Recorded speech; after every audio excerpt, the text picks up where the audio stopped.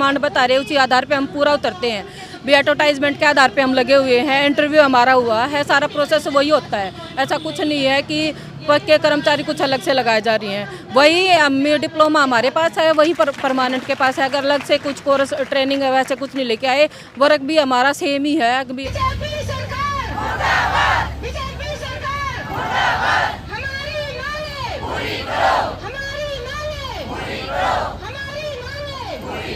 नमस्कार, मैं हूं आपका दोस्त विनोद शर्मा। फिलहाल भिवानी के लघु सचिवालय के बाहर खड़े हैं।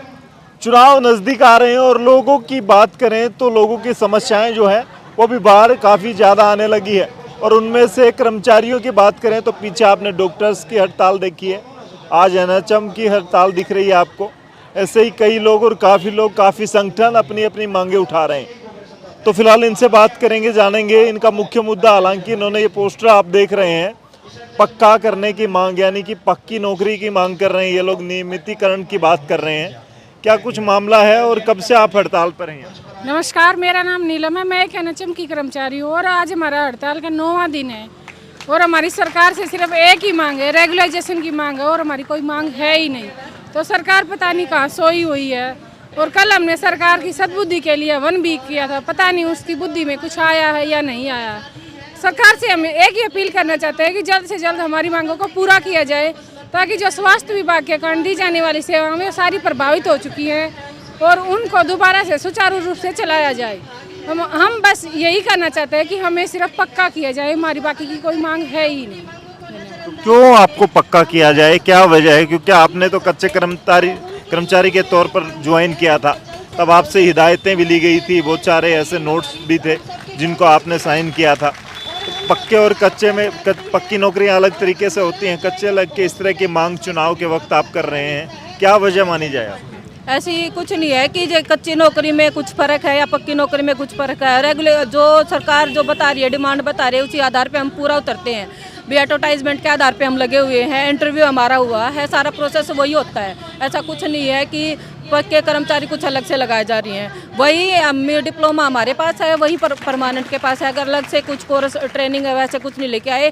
वर्क भी हमारा सेम ही है। भी एनएचएम वाले अलग करेंगे काम या परमानेंट अलग करेंगे, इसमें कोई दो राय नहीं है। जो सरकार को हमारे जो डिमांड है उसके ऊपर रेगुलाइजेशन पे सरकार को सोचना चाहिए, विचार करना चाहिए कि भाई हम काम उनके बराबर कर रहे हैं तो हमें उसी के आधार पर उन्हीं के साथ हमें क्यों नहीं दिया जाए, तनख्वाह भी हमें रेगुलाइजेशन के साथ क्यों नहीं करी जाए।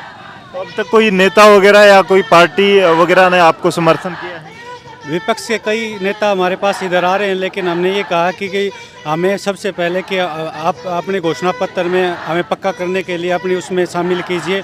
और हमें सरकार से भी उम्मीद है कि हमारी सरकार को जल्दी से सुनवाई करेगी, क्योंकि हमारी इसमें हमारी एक ही मांग है कि हमें पक्का किया जाए। क्योंकि छोटी छोटी गलतियों के कारण हमारे बहुत से कर्मचारियों को 25 साल में निकाल दिया गया है। उसी वजह से प्रत्येक कर्मचारी के मन में डर बना रहता है कि उनको कहीं आज नौकरी पे कल उनको हटा ना दिया जाए। इसीलिए हम सभी ये मांग करते हैं कि हमारे सभी कर्मचारियों को पक्का किया जाए। और हमारे 18,000 कर्मचारी इसमें एनएचएम के अंतर्गत लगे हुए हैं, जो कि हेल्थ डिपार्टमेंट के प्रत्येक कैटेगरी के अंदर इसमें है, क्योंकि पूरा हेल्थ डिपार्टमेंट एनएचएम के ऊपर डिपेंड है। और हम सरकार से मांग करते हैं कि हमें पक्का करने के साथ साथ सेवंत पे और वेतन विसंगतियों को दूर किया जाए, क्योंकि इसमें वेतन विसंगतियों में इतनी गहराई के साथ गड़बड़ कर रखी है कि इसमें नरेगा से भी कम कई डिस्ट्रिक्ट लेवल की पोस्ट को तनख्वाह कम देती है, उसकी प्रतिदिन की दिहाड़ी 200 से भी कम बनती है। और रही बात हटाने की, छोटी गलतियां, एक मनुष्य एक गलतियों का पुतला, छोटी मोटी गलतियां होती रहती हैं। उस डर की वजह से हम चाहते हैं कि हमारे एक जॉब सिक्योरिटी सबसे पहले प्रदान की जाए,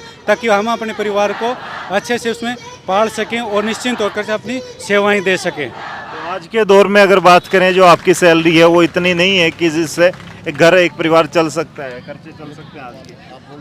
कर्मचारी आज ये हमारे रेगुलर स्टाफ है, इन्होंने ये हमारे समर्थन में आए हैं। जब तक हमारे जितने भी एनएचएम कर्मचारियों की मांगे हैं रेगुलर की, वो जब तक पूरी नहीं होते तो ये हमारे साथ धरने पर आने वाले टाइम में आके बैठ जाएंगे। ये इन्होंने हमारा समर्थन दिया है और ये हमारे साथ हैं। ये रेगुलर स्टाफ है नर्सिंग ऑफिसर का। और जल्दी हम सरकार से अनुरोध करते हैं कि हमारी समस्याओं का समाधान किया जाए। जो हमारी मुख्य मांगे उन पर ध्यान दिया जाए। जो 5, 6, 7 मांगे मानी गई हैं उससे मेन मुख्य मांगे हैं जॉब सिक्योरिटी की, उसके ऊपर विशेष रूप से सरकार ध्यान दे और हमें इस डर भरी नौकरी से छुटकारा दिलाएं। परमानेंट स्टाफ से हैं आप? हाँ जी मैम। किस तरह से समर्थन किया है, क्या कुछ आपकी भी इनके प्रति सहानुभूति है या फिर आप इनके लिए क्या कुछ कर रहे हैं? हमारा एनएचएम जो भी हमारा विभाग है उसको हमारा पूरा सहयोग है और जो भी इनकी मांगे हैं वो बेसिक है और एक कर्मचारी के लिए जॉब सिक्योरिटी होना, सैलरी में इम्प्रूवमेंट होना, ये सब बहुत ज़रूरी है।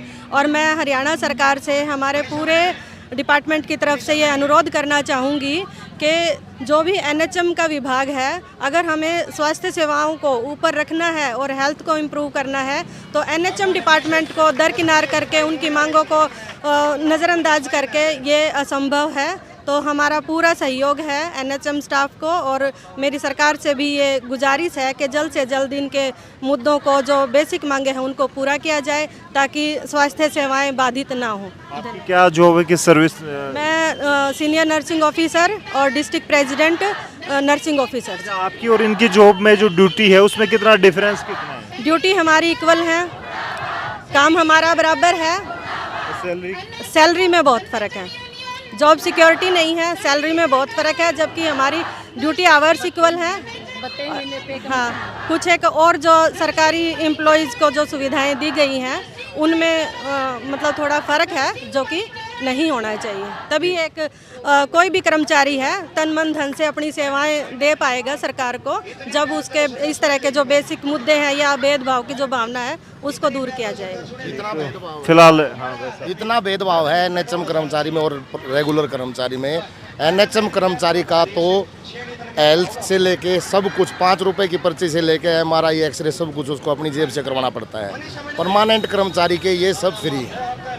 तो इतना भेदभाव है, तनख्वाह भी ज़्यादा है परमानेंट की, एनएचएम कर्मचारी की तनख्वाह भी कम है। ना उनका ईएसआई है, ना आयुष्मान है, ना ही कैशलेस सुविधा है, कुछ भी नहीं है। बीपीएल तक नहीं है। तो इतनी भेदभाव क्यों सरकार?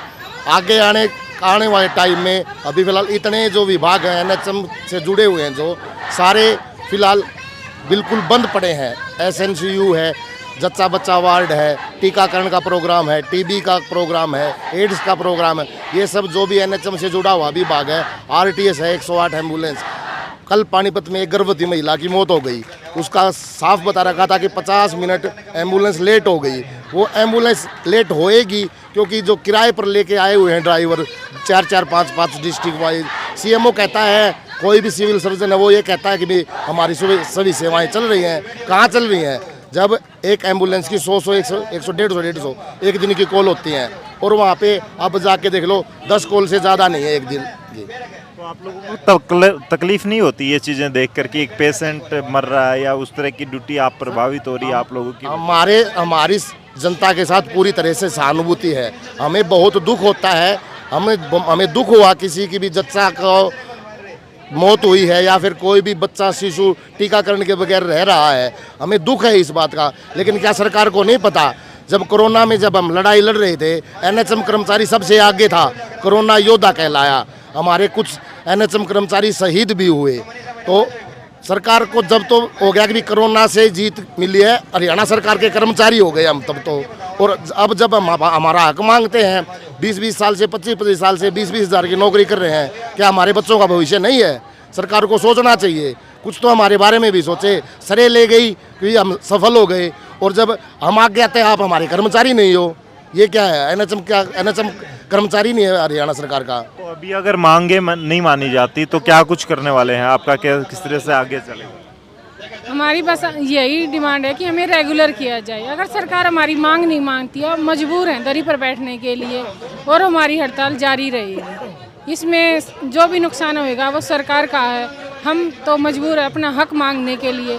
अगर हक मांगना इतना गलत है तो फिर क्यों कानून बनाए और क्यों रोज़ झूठे वादे करते हो कि अपना हक मांगो? कौन नहीं देता हक? हम अपना हक मांगते हैं, कोई भीख नहीं मांग रहे हैं। और कुछ कच्चे कर्मचारी मेरे को मिल गए हैं, इनकी मांग जो है वो क्या मांग है और उस पर किस तरह से ये प्रदर्शन कर रहे हैं? कब से आपका प्रदर्शन चल रहा है और क्या कुछ मांगे आप? सर, हम 1 तारीख से हैं यहाँ अनिश्चितकालीन धरने के ऊपर। और Haryana state AIDS control society के तहत लगभग 15 से 20 सालों से जो है ना थ्रू आउट हरियाणा में कार्यरत हैं। आईसीटीसी यूनिट होती हैं HIV एड्स की टेस्टिंग के लिए, हर ब्लॉक लेवल पे हैं, डिस्ट्रिक्ट लेवल्स पे हैं, ब्लड बैंक्स में हैं, STI क्लिनिक्स हैं। पिछले 5 साल पहले हरियाणा स्टेट गवर्नमेंट ने जो है एनएचएम एम्प्लॉयज़ को सर्विस बायलॉज का और बेनिफिट दिया था, लेकिन उस समय हमें इससे नदारद रखा गया था। अब हमारी पुनः मांग है कि हमें एनएचएम में इंक्लूड किया जाए और जो भी सरकार की नियमितीकरण की पॉलिसी आ रही है, आने वाली है, उसमें सम्मिलित किया जाए। इसके अलावा जो भी मेडिकल के भत्ते हैं, HRA का भत्ता है और भत्ता है, उन सब से भी हमें महरूम रखा जा रहा है। तो हरियाणा एड्स कंट्रोल सोसाइटी के जो एम्प्लॉयज़ हैं, हरियाणा में लगभग 550 के आसपास ये कर्मचारी कार्यरत हैं। तो सरकार से मांग है कि इन सभी मांगों को पूरा किया जाए। मैडम क्या कुछ आप तो पक्के कर्मचारी हैं? नहीं कच्चे। सब बच्चे कर्मचारी 20-25 साल से कर रहे हैं हम सर्विस। कैसे क्या चल रहा है आपका धरना? हमारा धरना यही है जी, या तो हमारे को रेगुलर किया जाए, रेगुलर नहीं तो एनएचएम में मर्ज किया जाए। चलिए, फिलहाल इनका कहना है एनएचएम के कर्मचारी हैं, नियमितीकरण की बात कर रहे हैं, मांग कर रहे हैं यहाँ पर। और सबसे बड़ा दावा इन्होंने जताया कि जब सामने खतरा हो तो एनएचएम वालों को भी बराबर हिस्सेदारी मिलती है। जब कोई भी ऐसा डेंजर जोन हो जहाँ जैसे कोरोना, इन्होंने बताया कोरोना वॉरियर्स बने ये लोग, लेकिन आज इनको जो सुविधाएं हैं वो नाम मात्र मिल रही हैं, नाम मात्र सैलरी पर अपनी ड्यूटी करनी पड़ रही है। पक्के और कच्चे जो कर्मचारी हैं उसकी ड्यूटी में कोई फ़र्क नहीं है, लेकिन फ़र्क है तो सिर्फ सैलरी का, और वो पक्के नहीं है, बस उन पर एक खतरा है, उनको एक डर है कि वो कच्चे हैं, उनकी जॉब कभी भी जा सकती। फिलहाल इस वीडियो को शेयर कर दें, और आप अगर कोई कच्चे कर्मचारी संगठन से जुड़े हैं, खुद कच्चे कर्मचारी हैं, तो बताएं कि आप लोगों की तकलीफ़ क्या है, कमेंट में लिखें। तब तक के लिए धन्यवाद। राम राम, जय हिंद।